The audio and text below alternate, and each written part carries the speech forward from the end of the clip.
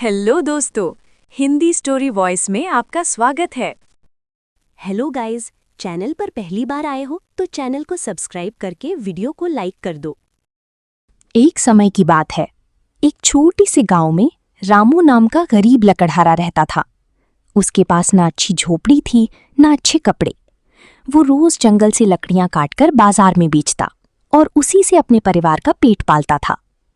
रामू के घर में बस एक ही लोहे का तवा था। उसी तवे पर उसकी पत्नी रोटियां बनाती थीं। वो तवा उनके लिए बहुत कीमती था, क्योंकि नया तवा खरीदने के पैसे उनके पास नहीं थे। एक दिन रामू जंगल जाने की तैयारी कर रहा था। उसकी पत्नी ने कहा, सुनो जी, लौटते समय तवा भी साथ लेते आना। मैं नदी किनारे रोटियां बना दूंगी ताकि तुम भूखे न रहो। रामू तवा लेकर जंगल की ओर निकल पड़ा। दोपहर हुई तो वो नदी किनारे बैठ गया। उसने लकड़ियां जमा की और आग जलाने लगा। तभी अचानक तेज हवा चली। तवा लुढ़कता हुआ ढलान से नीचे गया और नदी में गिर पड़ा। रामू घबरा गया। वो नदी के किनारे भागा और तवे को ढूंढने लगा, लेकिन तवा कहीं दिखाई नहीं दिया। उसकी आंखों में आंसू आ गए। वो सोचने लगा, अब घर जाकर पत्नी को क्या मुंह दिखाऊंगा? हमारे पास दूसरा तवा खरीदने के पैसे भी नहीं हैं। उदास होकर वो नदी किनारे बैठ गया। तभी पानी में हलचल हुई और नदी से एक बूढ़ा साधु बाहर आया। साधु ने पूछा, बेटा, तुम इतनी दुखी क्यों हो? रामू ने हाथ जोड़कर सारी बात बता दी। साधु मुस्कुराया और बोला, अगर तुम्हारा तवा मिल जाए तो क्या तुम हमेशा ईमानदार रहोगी? रामू ने तुरंत कहा, महाराज, गरीब हूं लेकिन कभी झूठ नहीं बोलूंगा। साधु पानी के अंदर गया और थोड़ी देर बाद एक चमचमाता सोने का तवा लेकर बाहर आया। रामू ने सोने का चमकता हुआ तवा देखा तो उसकी आंखें फटी की फटी रह गईं। उसने जीवन में कभी इतना कीमती सामान नहीं देखा था। साधु ने मुस्कुराकर पूछा, क्या यही तुम्हारा तवा है? रामू ने ध्यान से देखा और सिर झुकाकर बोला, नहीं महाराज, मेरा तवा तो साधारण लोहे का था। ये सोने का तवा मेरा नहीं हो सकता। साधु फिर नदी में गया। इस बार वो चांदी का सुंदर तवा लेकर बाहर आया। तो क्या ये तुम्हारा तवा है? साधु ने पूछा। रामू ने फिर विनम्रता से कहा, नहीं महाराज, ये भी मेरा नहीं है। साधु तीसरी बार नदी में डुबकी लगाकर गया और इस बार एक पुराना लोहे का तवा लेकर बाहर आया। तवे को देखते ही रामू खुशी से उछल पड़ा। हाँ महाराज, यही मेरा तवा है, यही हमारा सहारा है। साधु रामू की ईमानदारी से बहुत प्रसन्न हुआ। उसने कहा, बेटा, तुम गरीब जरूर हो लेकिन तुम्हारा मन बहुत अमीर है। ईमानदार इंसान हमेशा भगवान को प्रिय होता है। ये कहकर साधु ने रामू को उसका लोहे का तवा तो दिया ही, साथ में सोने और चांदी के तवे भी उपहार में दे दिए। रामू खुशी खुशी घर लौटा। उसकी पत्नी ने जब तीनों तवे देखे तो आश्चर्यचकित रह गईं। रामू ने सारी कहानी सुनाई। उस दिन के बाद उनका जीवन बदल गया। अब उन्हें भूखा नहीं सोना पड़ता था। लेकिन गांव में रहने वाला लालची पड़ोसी श्यामू ये सब सुन रहा था। उसने मन ही मन सोचा, अगर मुझे भी सोने का तवा मिल जाए तो मैं बहुत अमीर बन जाऊंगा। अगले दिन श्यामू जानबूझकर अपना पुराना तवा लेकर नदी किनारे गया और उसे पानी में फेंक दिया। श्यामू ने जानबूझकर अपना तवा नदी में फेंका और जोर जोर से रोने लगा। हाय मेरा तवा, अब मैं क्या करूं? कुछ ही देर में नदी का पानी फिर चमकने लगा और वही बूढ़ा साधु बाहर आया। उसने पूछा, बेटा, तुम क्यों रो रहे हो? श्यामू ने झूठा दुख दिखाते हुए कहा, महाराज, मेरा तवा नदी में गिर गया है, वो बहुत कीमती था। साधु सब समझ गया, लेकिन उसने कुछ नहीं कहा। वो पानी के अंदर गया और थोड़ी देर बाद सोने का चमचमाता तवा लेकर बाहर आया। क्या यही तुम्हारा तवा है? साधु ने पूछा। श्यामू की आंखें लालच से चमक उठीं। वो तुरंत बोला, हाँ महाराज, यही मेरा तवा है, यही मेरा तवा है। साधु का चेहरा गंभीर हो गया। उसने गुस्से में कहा, झूठ बोलते हुए तुम्हें शर्म नहीं आई? लालच इंसान की बुद्धि छीन लेता है। इतना कहते ही साधु ने सोने का तवा वापस नदी में फेंक दिया। फिर वो श्यामू का असली लोहे का तवा भी लेकर पानी में गायब हो गया। श्यामू घबराकर चिल्लाने लगा, महाराज, मेरा असली तवा तो वापस दे दीजिए। लेकिन साधु वापस नहीं आया। श्यामू उदास और शर्मिंदा होकर खाली हाथ घर लौट आया। गांव वालों को जब उसकी चालाकी के बारे में पता चला तो सबने उसे खूब समझाया। उस दिन श्यामू को अपनी गलती का एहसास हुआ। उसके बाद वो कभी लालच नहीं करता था और मेहनत से कमाने लगा। कहानी से सीख, ईमानदारी का फल हमेशा मीठा होता है, जबकि लालच इंसान को नुकसान पहुंचाता है। श्यामू को अपनी गलती का एहसास तो हो गया था, लेकिन अब उसके घर की हालत और खराब हो गई थी। तवा खो जाने के कारण उसकी पत्नी बहुत नाराज थी। कई दिनों तक घर में ठीक से खाना भी नहीं बन पाया। एक शाम श्यामू चुपचाप रामू के घर गया। उसने शर्माते हुए कहा, भाई रामू, मैंने लालच में आकर बहुत बड़ी गलती की। क्या तुम मेरी मदद करोगे? रामू का दिल बहुत दयालु था। उसने मुस्कुराकर कहा, गलती इंसान से ही होती है। अगर तुम्हें अपनी गलती समझ आ गई है तो यही सबसे बड़ी बात है। रामू ने अपना पुराना एक तवा श्यामू को दे दिया। श्यामू की आंखों में आंसू आ गए। उसने कहा, मैं तुम्हारा ये उपकार कभी नहीं भूलूंगा। अगले दिन से श्यामू मेहनत करने लगा। वो जंगल से लकड़ियां लाता, खेतों में काम करता और ईमानदारी से पैसे कमाने लगा। धीरे धीरे उसके घर की हालत सुधरने लगी। कुछ महीनों बाद गांव में भयंकर बारिश हुई। नदी का पानी बढ़ गया और कई लोगों के घर डूबने लगे। गांव वाले डर गए। तभी रामू और श्यामू ने मिलकर लोगों की मदद शुरू की। वे बच्चों और बूढ़ों को सुरक्षित जगह पर पहुंचाने लगे। जब बूढ़े साधु को ये सब पता चला तो वो फिर नदी किनारे प्रकट हुआ। उसने दोनों को बुलाकर कहा, आज तुम दोनों ने साबित कर दिया कि सच्चा धन सोना चांदी नहीं, बल्कि अच्छा दिल और दूसरों को मदद करना है। साधु ने आशीर्वाद देते हुए कहा, तुम्हारे गांव में अब कभी भूख और दुख नहीं आएगा। धीरे धीरे गांव खुशहाल हो गया।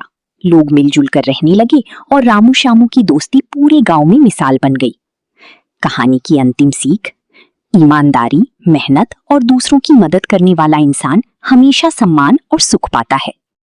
बरसों बीत गए। अब रामू और श्यामू दोनों गांव के सबसे सम्मानित लोगों में गिने जाते थे।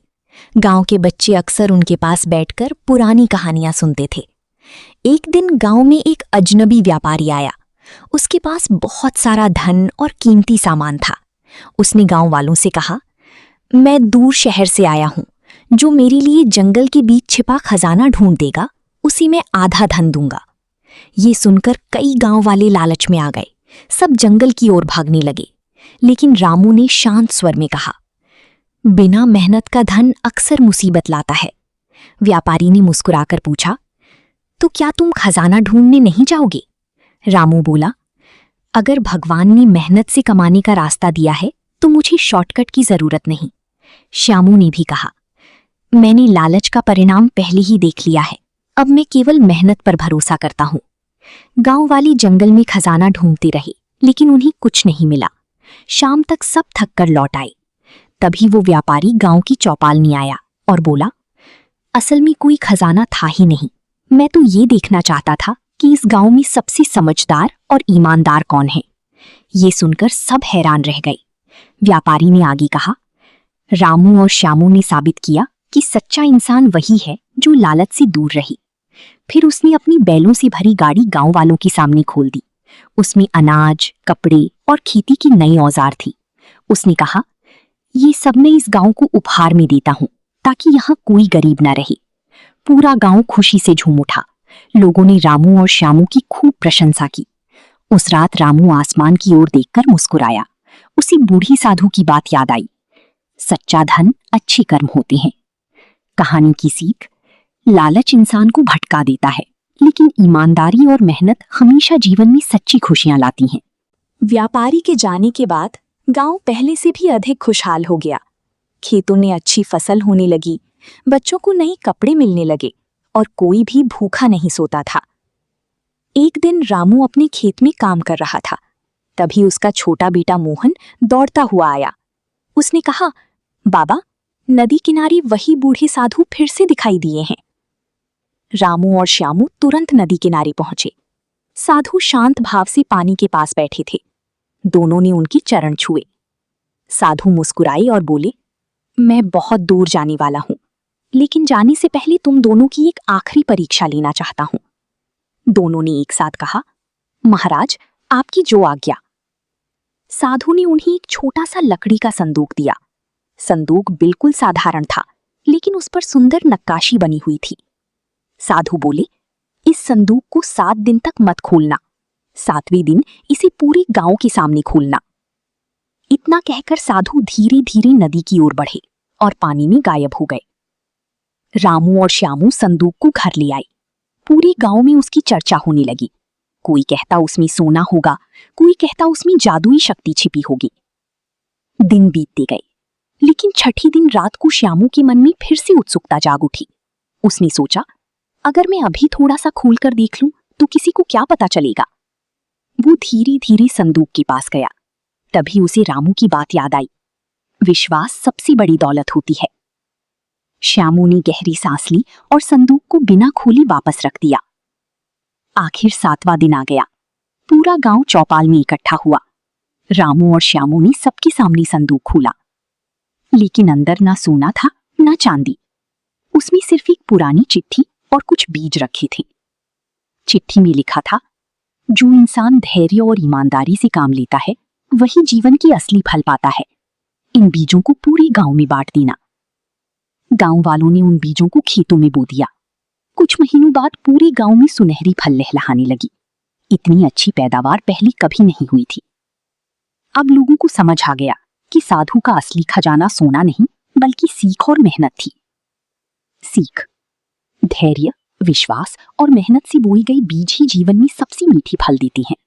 सुनहरी फसल के बाद गांव की खुशहाली दूर दूर तक प्रसिद्ध हो गई। आसपास के गांवों से लोग यहाँ खेती सीखने आने लगे। रामू और श्यामू सबकी मदद करते और किसी से बदले में कुछ नहीं मांगते। लेकिन एक दिन गांव में एक नई परेशानी आ गई। रात के समय खेतों से अनाज गायब होने लगा। कोई समझ नहीं पा रहा था कि चोरी कौन कर रहा है। गांव वाले डर गए। कुछ लोगों ने कहा, जरूर कोई बाहरी चोर है। धीरे धीरे लोगों के मन में शक और डर बढ़ने लगा। गांव की खुशी फिर से कम होने लगी। एक रात रामू, श्यामू और मोहन खेतों के पास छिपकर पहरा देने लगे। आधी रात को उन्होंने देखा कि एक दुबला पतला आदमी चुपके से खेत में आया और बोरी में अनाज भरने लगा। श्यामू गुस्से में चिल्लाया, अरे यही चोर है। वो आदमी डर गया और भागने लगा, लेकिन रामू ने उसे पकड़ लिया। जब उन्होंने उसका चेहरा देखा तो वे हैरान रह गए। वो आदमी बहुत कमजोर और भूखा था। रामू ने शांत स्वर में पूछा, तुम चोरी क्यों कर रहे हो? उस आदमी की आंखों से आंसू बहने लगे। उसने कहा, मेरा नाम हरिया है। पड़ोस के गांव में सूखा पड़ गया है। मेरे बच्चे कई दिनों से भूखे हैं। मजबूरी में मुझे ये करना पड़ा। ये सुनकर श्यामू का गुस्सा शांत हो गया। उसे अपना पुराना समय याद आ गया। रामू ने गांव वालों को बुलाया और सारी बात बताई। कुछ लोग अभी भी नाराज थे, लेकिन रामू ने कहा, भूख इंसान से गलत काम करवा देती है। अगर हम मदद कर सकते हैं तो सजा क्यों दें? फिर गांव वालों ने मिलकर हरिया और उसके गांव के लोगों के लिए अनाज, कपड़े और बीज इकट्ठा किए। हरिया रोते हुए बोला, आज आपने मुझे सजा नहीं, नया जीवन दिया है। कुछ महीनों बाद हरिया का गांव भी हरा भरा हो गया। दोनों गांवों में दोस्ती हो गई और लोग एक दूसरे की मदद करने लगे। उसी रात रामू ने आसमान की ओर देखा। उसे ऐसा लगा जैसे नदी किनारे वाला बूढ़ा साधु दूर खड़ा मुस्कुरा रहा हो। सीख, दया और मदद का एक छोटा काम कई लोगों का जीवन बदल सकता है। गाइस, अगर वीडियो अच्छी लगी हो तो चैनल को सब्सक्राइब करके वीडियो को लाइक कर दो।